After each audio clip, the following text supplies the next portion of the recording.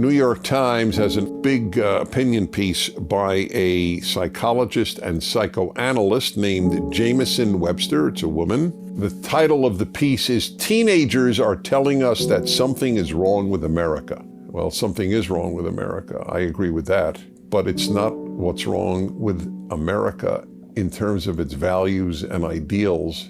It's what's happening to America by those who don't appreciate it. That's what's wrong. So I'm going to read to you a little bit from this article. This girl, who I will call by her first initial B to protect her privacy, spoke passionately about, are you ready? Climate change, racism, and inequality. Now, why aren't I depressed, let alone suicidal, about climate change? We don't deny that the climate is changing. It's that we don't share what we believe is hysteria. Because since 1990, at least, we've been warned that we have 12 years to survive. Every 12 years, we're told we have 12 years or it's too late. But nothing big has really happened.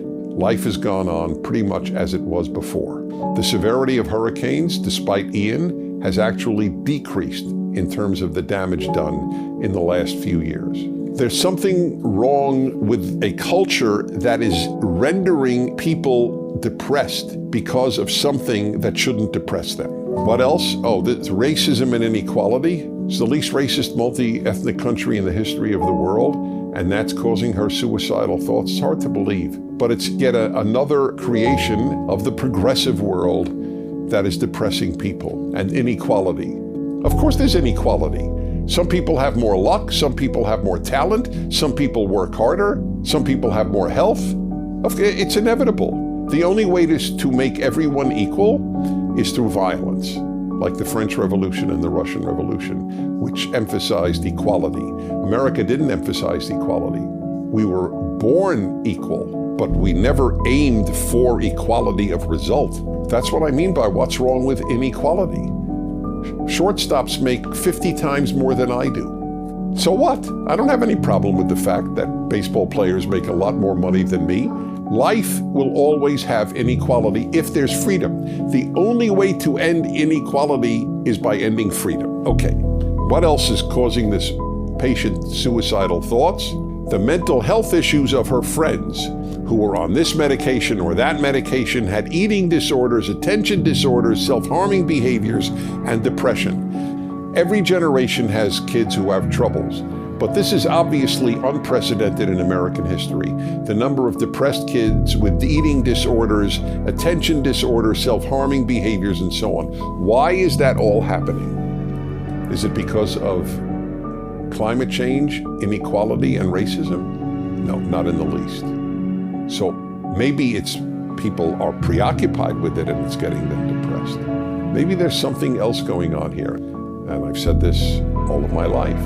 When you tell people your country stinks, your founders were evil, and your future is existential death because of climate change, well, it's not hard to see why you might depress some kids.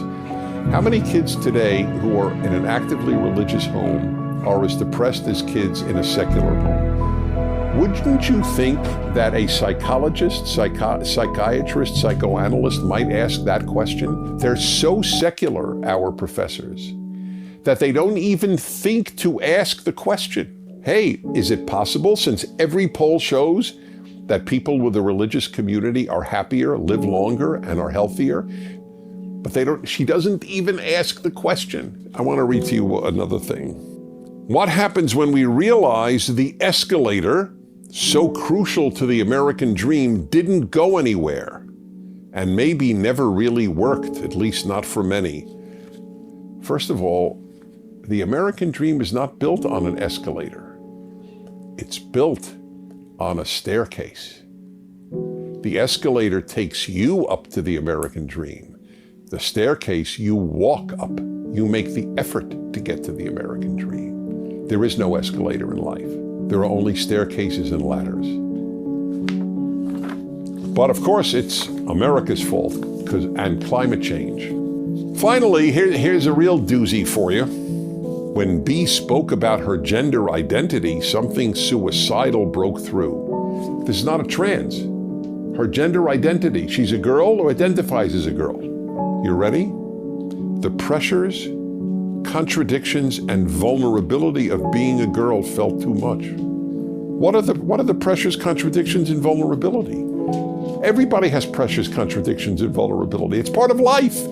Generations have been raised to think life should be easy. And that's a root of this whole problem.